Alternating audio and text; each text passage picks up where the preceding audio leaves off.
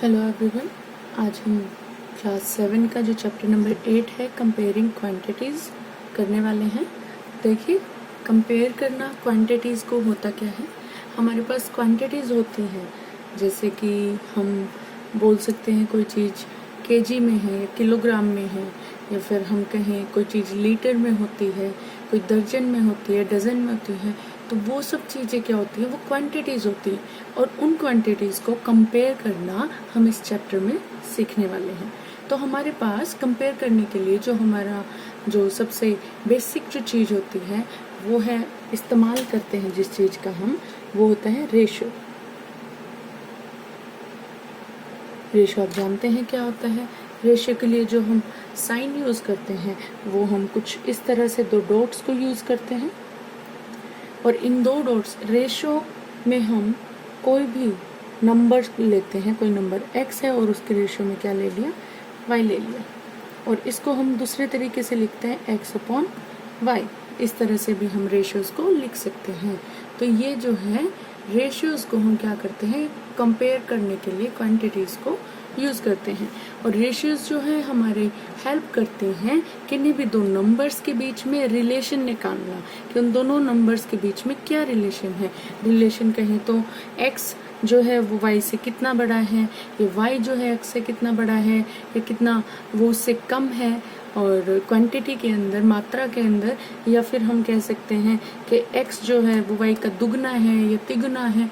कुछ भी जो चीज़ है हम उनके बीच में क्या करेंगे, कोई भी दो नंबर के बीच में रिलेशन वहाँ से निकाल सकते हैं।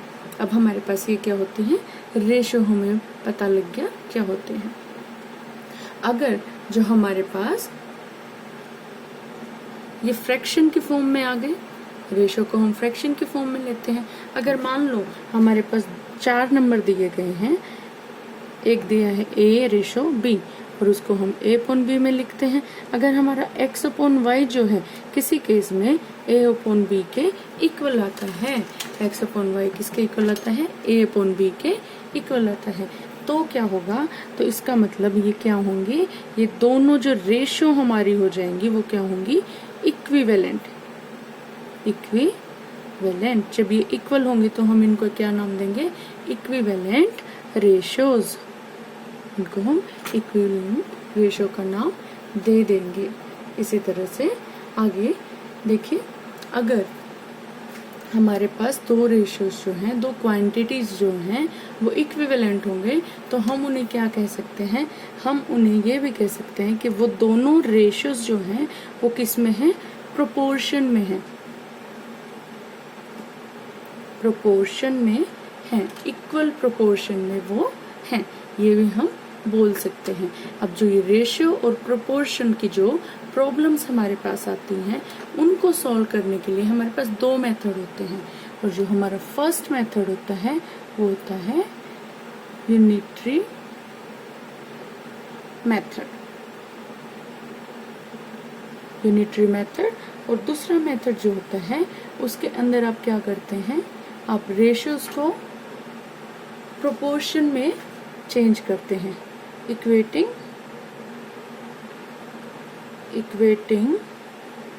ratios to make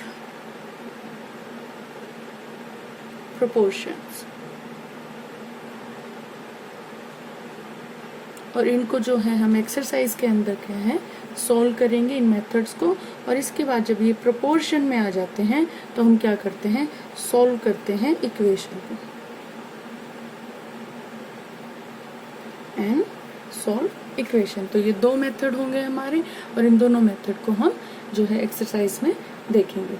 अब दोबारा देखिए, रेशियोज जो होती हैं उनको हम यूज़ करते हैं क्वांटिटीज़ को कंपेयर करने के लिए, और जो क्वांटिटीज़ होती हैं उनको हम कैसे लिख सकते हैं, ये दो नंबर हमने लिए x और y लिया, और हमने नंबर लिया a और b लिए, 4 नंबर हमारे पास हो गए। अब x रेशो y लिखे तो उसको हम x/y लिख सकते हैं। अगर a रेशो b लिखे तो उसको हम क्या लिख सकते हैं, a रेशो b लिख सकते हैं, a/b लिख सकते हैं। ये दोनों डिवीजन में ही होंगे, और उसके बाद अगर हमारे किसी केस में ये दोनों नंबर्स, अगर दो रेशियोज इक्वल आ जाती हैं तो उन्हें हम क्या नाम देते हैं, इक्विवेलेंट रेशियो। और हम उन्हें क्या कह सकते हैं कि ये रेशो क्या है, प्रोपोर्शन में है। इक्विवेलेंट रेशोज आपने पढ़ी भी होंगी।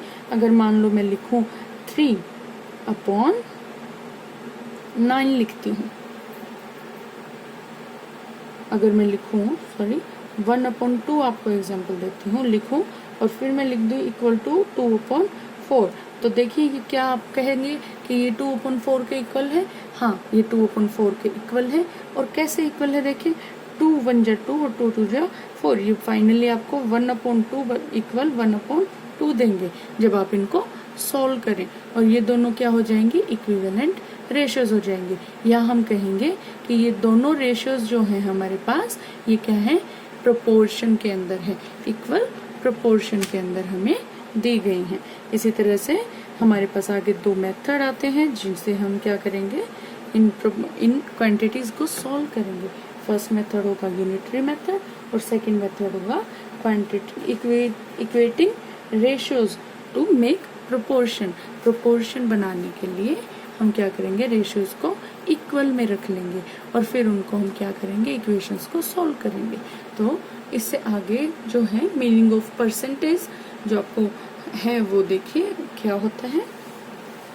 अब आपके पास इनके अलावा कंपेयर करने का क्वांटिटीज को एक और तरीका होता है और वो होता है परसेंटेज। और परसेंटेज कैसे ऐसे निकलती है, आप जानते हैं आपके एग्जाम्स होते हैं तो आप क्या करते हैं, आपके परसेंटेज में आपके मार्क्स निकाले जाते हैं और जो फाइनल मार्क्स आपके परसेंटेज में आते हैं उनसे हम क्या करते हैं, क्वांटिटीज को कंपेयर करते हैं कि किस बच्चे के मार्क्स ज़्यादा आए हैं या किसके कम आए हैं, या कौन फेल हो गया है या कौन पास हो गया है, हम परसेंटेज से देखते हैं। तो परसेंटेज भी एक तरीका है हमारी क्वांटिटीज को कंपेयर करने के लिए। अब देखिए परसेंटेज का साइन आप जानते हैं ये होगा, और जो परसेंटेज का साइन है ये कहाँ से, ये परसेंट जो शब्द है वर्ड है, कहाँ से आया, ये आया है आपकी लैटिन लैंग्वेज होती है उससे आया है परसेंट, लैटिन लैंग्वेज होती है और वहां से आपका जो परसेंट शब्द है वहां से आया है किससे, परसेंटम। परसेंटम से ये बना है जिसका मतलब होता है पर 100। अब जब इसका मतलब पर 100 है तो इसका मतलब अब देखिए क्या होगा, जिस भी वर्ड का हमें परसेंटेज निकालना है, मान लो x% है, अगर इसको हम रेशियो में लिखना चाहें तो हम क्या करेंगे, परसेंट है तो इसका मतलब हम पर 100 इसको कर देंगे x/100। एक परसेंटेज का साइन हम क्या करेंगे, हटा देंगे और जो भी नंबर होगा उसके नीचे क्या लिखेंगे, 100 हम लिख देंगे, क्योंकि इसका मीनिंग क्या होता है, 100/100। तो इस तरह से हम परसेंटेज को सॉल्व करते हैं। रेशियो और प्रोपोर्शन को जो हम पढ़ने वाले हैं उनके लिए आगे क्या कहते हैं, the ratio of two quantities in the same unit is a fraction that solve how many times one quantity is greater और स्मॉलर देन द अदर।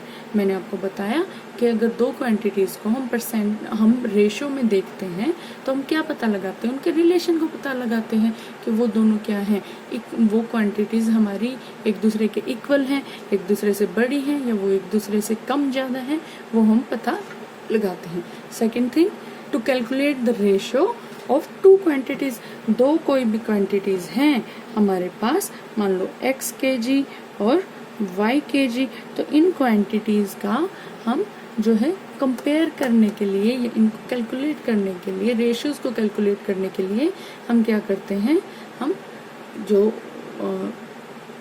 उनकी जो यूनिट है जो सेम होनी चाहिए, अगर इनकी यूनिट सेम नहीं होगी तो हम इनको कंपेयर नहीं कर पाएंगे या सॉल्व नहीं कर पाएंगे।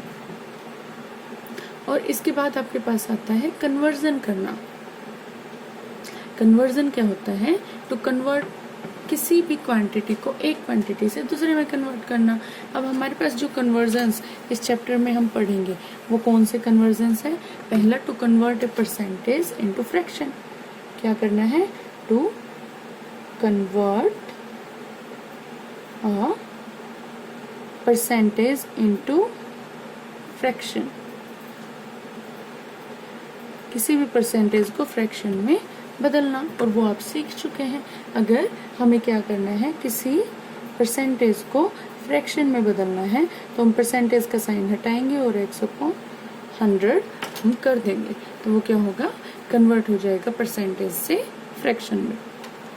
उसके बाद परसेंटेज को डेसिमल में बदलना, पहले आप रिमूव करेंगे परसेंटेज का साइन, उसके बाद आप क्या करेंगे, उसको 100 से डिवाइड कर देंगे, और उसके बाद उसको आप कैंसिल आउट करके आप क्या करेंगे, डेसिमल नंबर में कन्वर्ट कर लेंगे, क्योंकि ये दोनों डिवीजन में हैं, और डिवीजन में होंगे तो हम इनको डिवाइड करके एक दूसरे से और सॉल्व कर सकते हैं।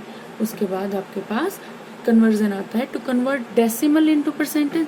अब जो डेसिमल होगा उसको आप क्या करेंगे, परसेंटेज में कैसे कन्वर्ट करेंगे, आप डेसिमल को क्या करें, फ्रैक्शन में बदल लें।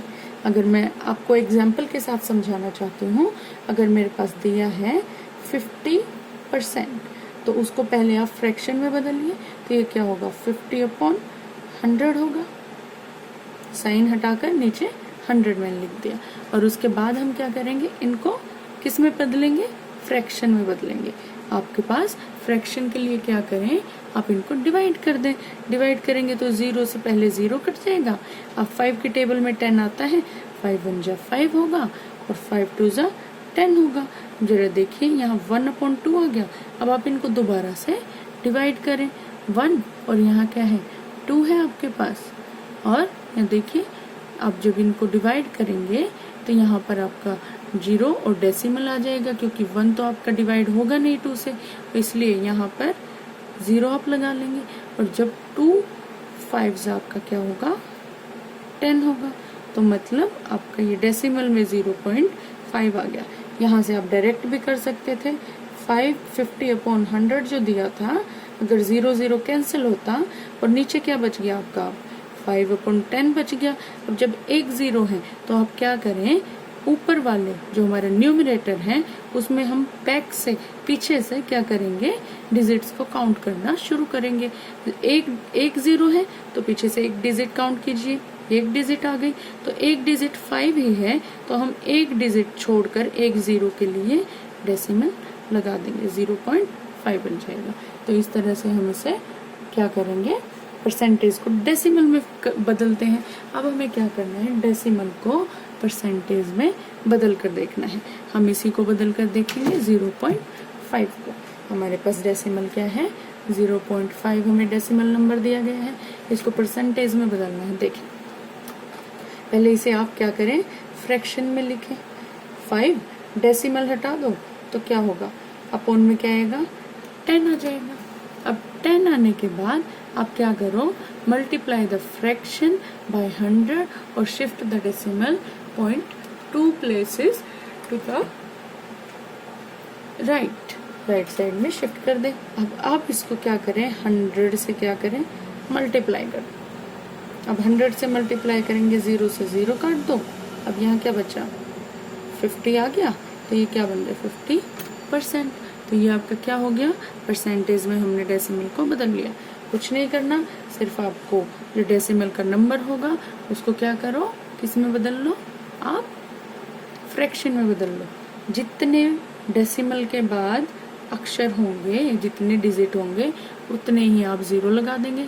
या डेसिमल के बाद एक डिजिट था तो एक 0, और मल्टीप्लाई में क्या कर देंगे, 100 कर देंगे, वो आपका 50% आपका आ गया, परसेंटेज आ जाएगा। अब आपको एप्लीकेशन करना है परसेंटेज का, और इनसे if you are given any 3 of these quantities और the fourth one can be calculated using the interest formula।